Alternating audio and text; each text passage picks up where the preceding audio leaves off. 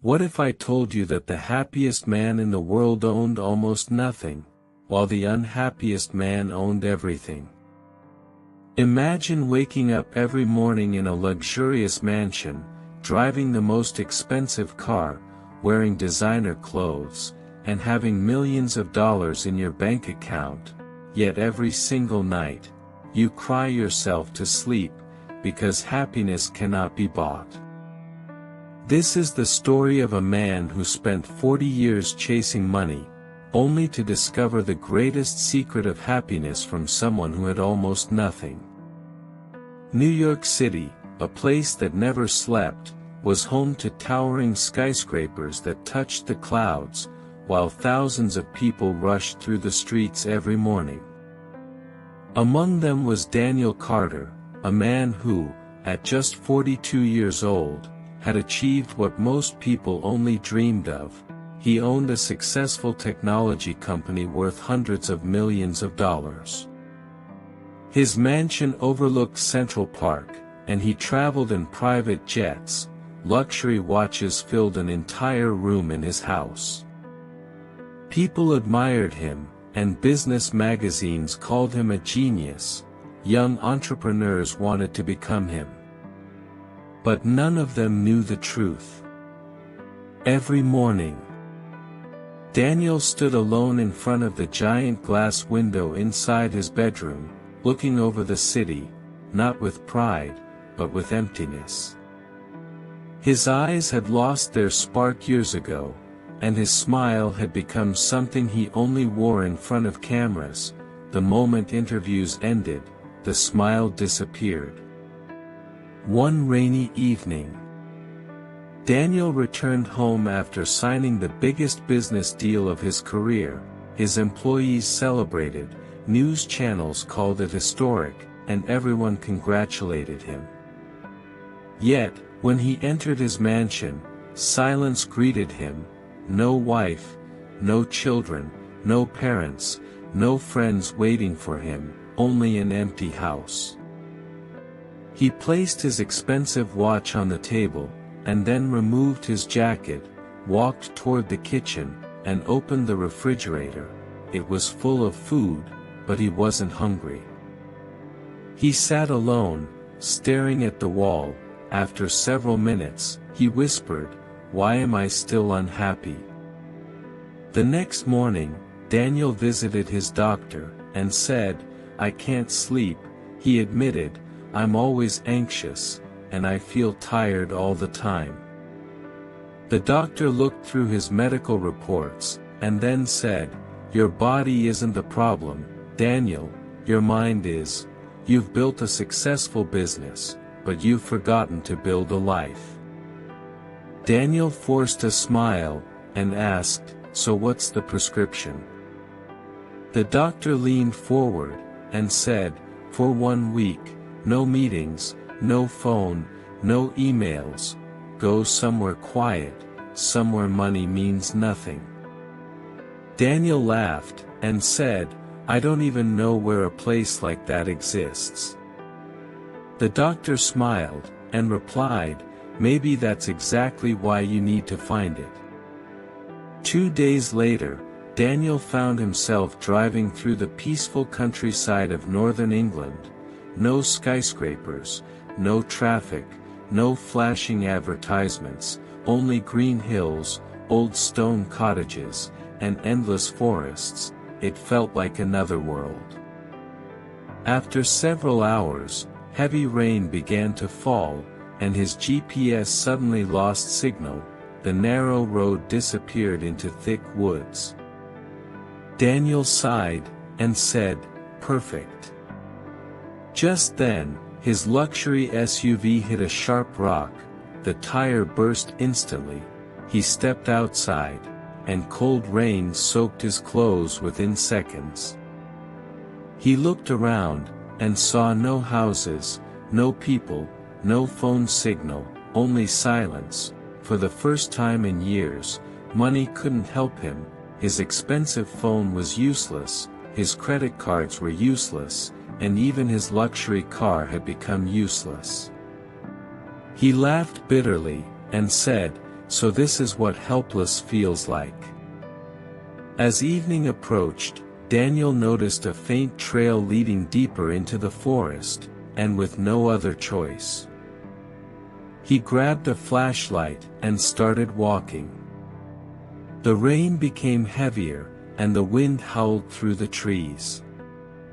After nearly 30 minutes, he saw a tiny, warm light glowing in the distance. It came from a small, wooden cabin, beside a quiet river. Smoke rose gently from its chimney. Daniel hurried toward it, and before he could knock, the wooden door slowly opened. Standing there was an old man, with white hair, and kind blue eyes. He smiled gently, and said, "I've been expecting someone." Daniel looked confused, and asked, "You know me?" The old man chuckled, and replied, "No, but storms always bring travelers." He introduced himself, "My name is Arthur," and Daniel responded, "I'm Daniel." Arthur stepped aside, and said, "Come in, before the cold steals your strength." The cabin was unbelievably simple: a wooden table, a fireplace, a bookshelf, 2 chairs, and a kettle boiling over the fire. There was no television, no internet, and no expensive furniture.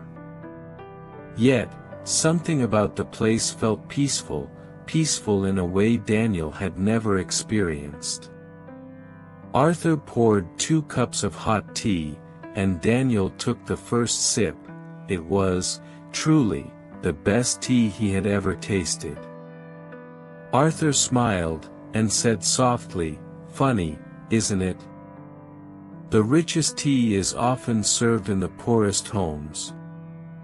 Daniel couldn't explain why, but those words stayed in his mind. For the first time in many years, he wasn't thinking about business, he wasn't checking emails, and he wasn't worrying about money, he was simply present. Arthur looked into the fire, and quietly asked, "Tell me, Daniel, when was the last time you were truly happy?" Daniel opened his mouth, but no answer came, not because he didn't want to answer, but because he couldn't remember. The fire crackled softly, as the rain continued to fall outside, and Daniel stared into the dancing flames, still thinking about Arthur's question, "When was the last time you were truly happy?" He searched his memory, and found nothing that truly stood out. His graduation, no, that wasn't it. The day he bought his first luxury car, no, not that either. The day his company became worth millions, no, that didn't bring him lasting happiness either. Every achievement had given him excitement, but never lasting happiness. Finally, he lowered his head, and said, "I don't remember." Arthur smiled, not with pity, but with understanding, and said, "Most people don't. They spend so much time chasing a better tomorrow that they forget to live today," he added, with a gentle nod.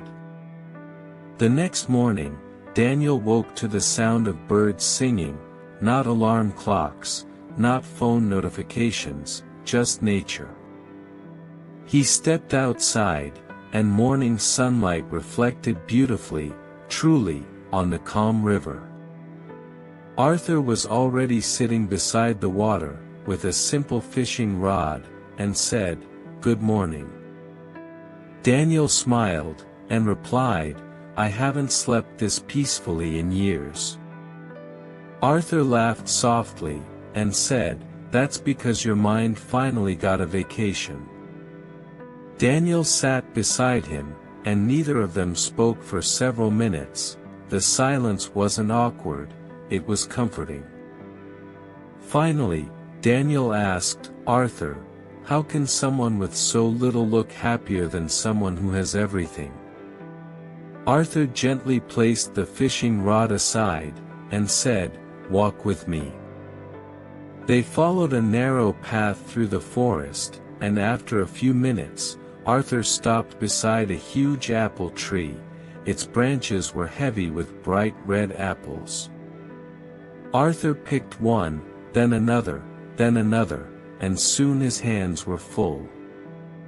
Instead of keeping them, he began placing apples into small baskets hanging outside nearby cottages. Daniel looked confused, and asked, "Why are you giving away your apples?" Arthur smiled, and said, "Because I already have enough." Daniel frowned, and said, "But you'll have less." Arthur shook his head. "No. I'll have more." Daniel didn't understand. Arthur pointed toward one of the cottages, and an elderly woman stepped outside. She saw the apples, and her tired face instantly filled with joy. She smiled toward the forest, knowing exactly who had left them. Arthur smiled back, and then he quietly said, "Happiness grows only when it is shared." Daniel remained silent, for nobody had ever explained success like this before. As they continued walking, Daniel noticed something unusual. Every person they met greeted Arthur warmly, and children ran toward him, while an old farmer hugged him, and a young woman handed him fresh bread. Nobody seemed rich, yet everyone looked content. Daniel finally asked, "Do you own this village?" Arthur laughed loudly, and said, "No, I simply belong to it." Later that afternoon, they sat beneath an old oak tree, and Arthur drew 2 circles in the dirt. The first circle was tiny, and the second was much larger. "Imagine this small circle is everything you own today," he said, and Daniel nodded. Arthur pointed to the larger circle, and said, "And this is everything you want." Daniel smiled, thinking, "That's how life works." But Arthur shook his head, and said, "No, that's how suffering works." Daniel looked puzzled, so Arthur continued, "As long as your desires are always bigger than your gratitude, you'll always feel poor, no matter how much money you earn." Those words struck Daniel like lightning, and he suddenly remembered something. Years ago, he had dreamed of owning a small apartment, and when he finally bought it, he immediately wanted a bigger house, then a mansion, and then another mansion. Nothing had ever felt enough. Arthur quietly said, "The richest person isn't the one who has the most, it's the one who needs the least." That evening, the village gathered near a bonfire, and families laughed together, while children played games. Neighbors shared homemade food, and nobody checked their phones, but nobody talked about money either. Daniel watched everything in silence, taking it all in. A little girl walked over, and handed him a piece of homemade pie, saying, "For you." Daniel smiled, and replied, "Thank you." She ran away laughing, and Arthur looked at him, asking, "How much did that pie cost?" Daniel smiled, and said, "Nothing." Arthur nodded, and then added, "And yet, it may be the most valuable thing you've received in years." Daniel slowly realized that Arthur was right. He had spent millions buying luxury, yet this simple moment felt truly priceless. Later that night, Daniel asked quietly, "Arthur, were you always this wise?" Arthur's smile faded slightly, and he stared into the fire, saying, "No, I learned these lessons the hard way." Daniel noticed sadness in his eyes, and asked, "What happened?" Arthur took a deep breath, and began to explain, "I once lived exactly like you. I was very rich." Daniel froze, and asked, "You were rich?" Arthur nodded, saying, "Very rich. I owned companies, luxury homes, and expensive cars. I thought money could protect me from everything." He looked toward the stars, and added, "But life had another lesson waiting for me." Daniel leaned forward, asking, "What happened?" Arthur closed his eyes for a moment, and then whispered, "I lost the one person who mattered more than all my wealth."